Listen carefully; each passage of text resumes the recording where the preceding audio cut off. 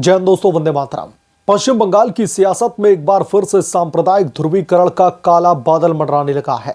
तृणमूल कांग्रेस के विधायक हुमायूं कबीर ने मुर्शिदाबाद जिले के बेलडांगा में 6 दिसंबर को बाबरी मस्जिद के निर्माण की घोषणा कर दी है।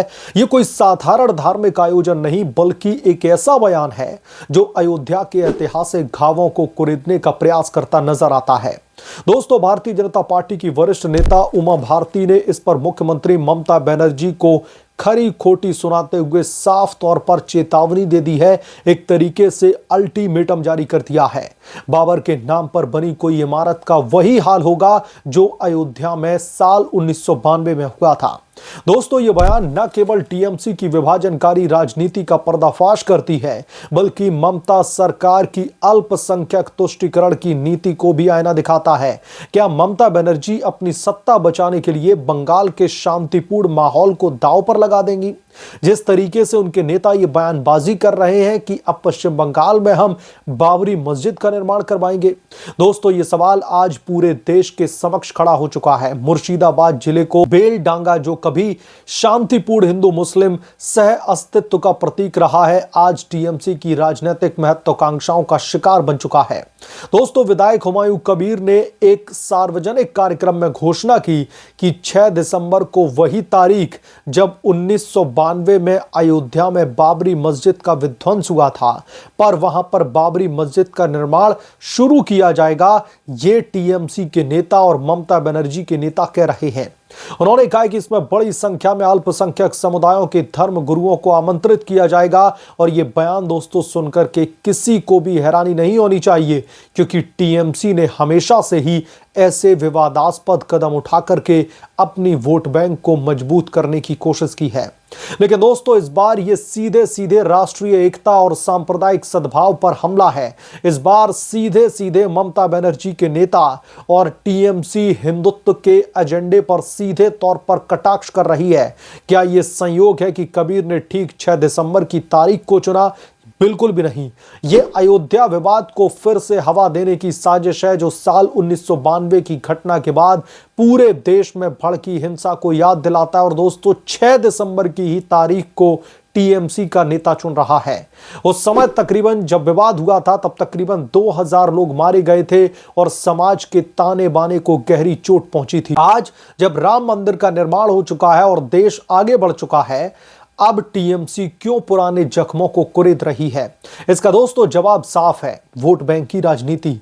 ममता बनर्जी की सरकार, जो साल 2021 के विधानसभा के चुनावों में अल्पसंख्यक वोटों पर टिकी हुई है, अब 2026 के चुनावों की तैयारी में लग गई है। लेकिन दोस्तों, इसकी कीमत बंगाल का सांप्रदायिक माहौल चुकाएगा क्या?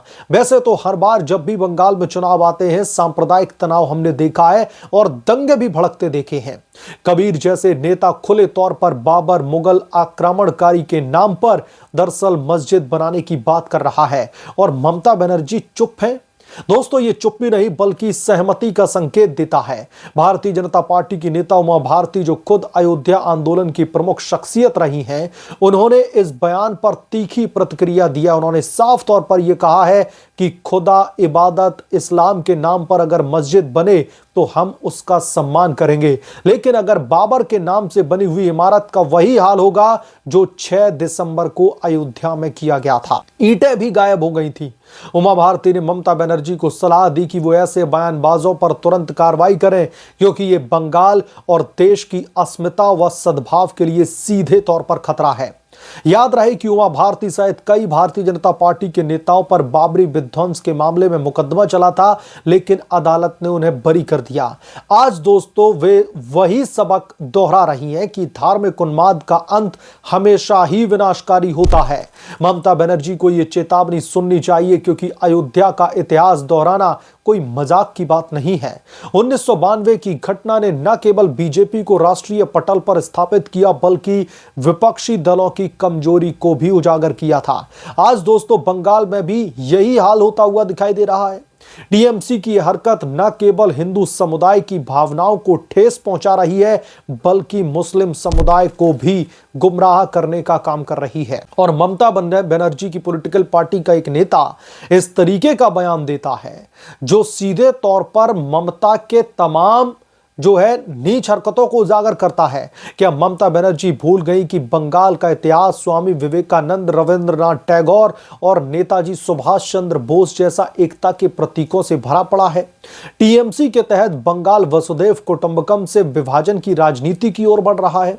ममता बनर्जी की सरकार पर सांप्रदायिक सद्भाव बिगाड़ने का आरोप कोई दोस्तों नया नहीं है।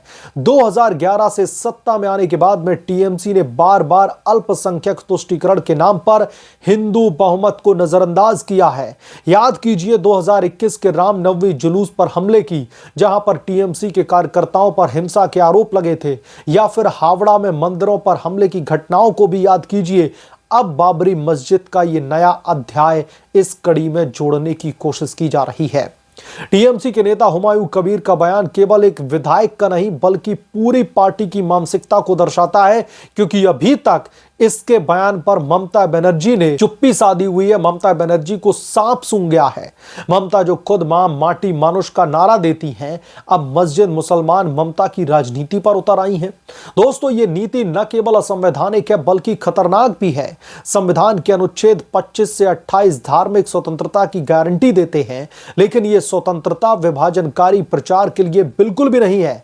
तृणमूल कांग्रेस के इस कदम से बंगाल में तनाव बढ़ेगा और इसका खामियाजा निर्दोष नागरिकों को भुगतना पड़ता है। हर बार जब जब जो है बंगाल में दंगे होते हैं, मासूम जो लोग हैं, जो निर्दोष नागरिक हैं, उन्हें इसका खामियाजा भुगतना पड़ता है। क्या ममता दीदी को लगता है कि बाबर के नाम पर मस्जिद बनाकर के वो सेकुलर बन जाएंगी? इसका जवाब है नहीं, ये महज वोट बैंक की भूख है। बीजेपी के नेता शुवेंदु अधिकारी ने भी इस पर तीखा प्रहार किया और यह कहा कि ममता की सरकार बंगाल को सांप्रदायिक युद्ध क्षेत्र बनाने पर तुली हुई है। ममता को आत्ममंथन करने की जरूरत है कि क्या वो वाकई में बंगाल को अयोध्या जैसी त्रासदी की ओर धकेलना चाहती है। यह विवाद दोस्तों 2026 के बंगाल विधानसभा के चुनावों के लिए बीजेपी का एक तरीके से सुनहरा अवसर भी बन सकता है। उमर भारती का बयान पूरे देश में गूंज रहा है और यह टीएमसी की कमजोरी को भी उजागर कर रहा है। बीजेपी ने पहले ही परिवर्तन यात्रा शुरू कर दी है और ऐसे मुद्दे जनता को जगाने का काम करेंगे। ममता बनर्जी की चुप्पी उनके नेतृत्व पर सवाल खड़े कर रही है। अगर वो कबीर पर कार्रवाई नहीं करती है तो ये उनकी सरकार की मंजूरी मानी जाएगी। देश की अन्य पार्टियां भी इस पर नजर रख रही हैं। कांग्रेस पार्टी और वामपंथी दलों ने अभी तक इस पर चुप्पी साध करके रखी है, लेकिन जल्द ही हो सकता है कम से कम फेवर में उनके लिए बोलते हुए दिखाई देंगे, क्योंकि अल्पसंख्यक कि जो वोट बैंक का जो तुष्टीकरण है वो इन सब दलों की एक तरीके से हॉबी बन चुका है। बंगाल के बुद्धिजीवी और सिविल सोसाइटी को भी जगाना होगा। बंगाल में जो कभी सांस्कृतिक क्रांति का केंद्र था, आज राजनीतिक उन्माद का शिकार हो चुका है। ममता बनर्जी को याद रखना चाहिए कि सत्ता क्षणिक है लेकिन सांप्रदायिक सद्भाव स्थायी है। उमा भारती की चेतावनी दोस्तों एक अल्टीमेटम नहीं बल्कि मित्रवत सलाह है, लेकिन अगर ममता बनर्जी ने इसे नजरअंदाज किया तो बंगाल में अयोध्या 2.0 की आहट सुनाई देगी।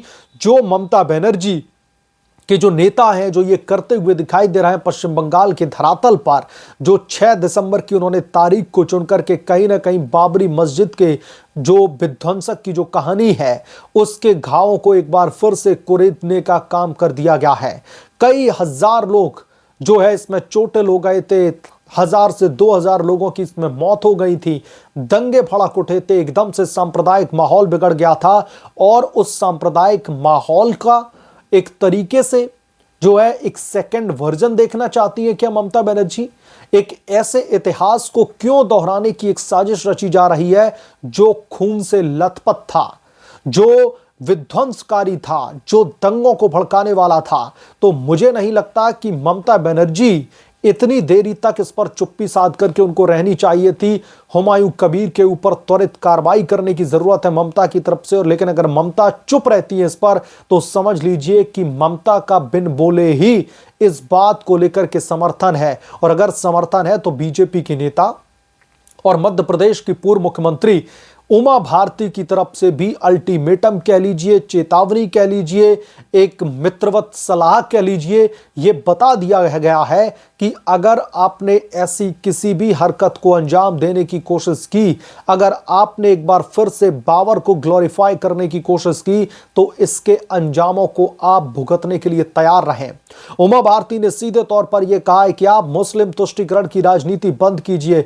इस्लाम के नाम पर, इबादत के नाम पर अगर किसी भी मस्जिद का निर्माण किया जाता है तो उसका हम सम्मान करने के लिए प्रतिबद्ध हैं।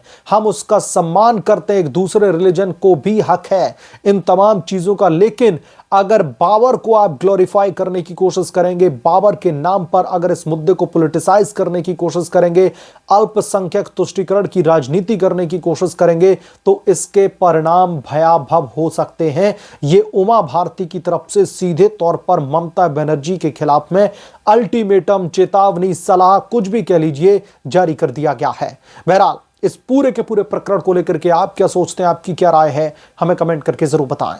जल्द मिलूंगा किस दूसरे बड़े अपडेट के साथ में, तब तक के लिए धन्यवाद। अगर आप लोग चैनल पर नए हैं तो प्लीज चैनल को सब्सक्राइब करें, साइड बने बेल आइकन को जरूर प्रेस करें, ताकि जब भी मैं कोई बड़ी खबर लेकर के आऊं या फिर कोई बड़ा अपडेट लेकर के आऊं तो उसकी जानकारी नोटिफिकेशन के जरिए सबसे पहले आपको मिले।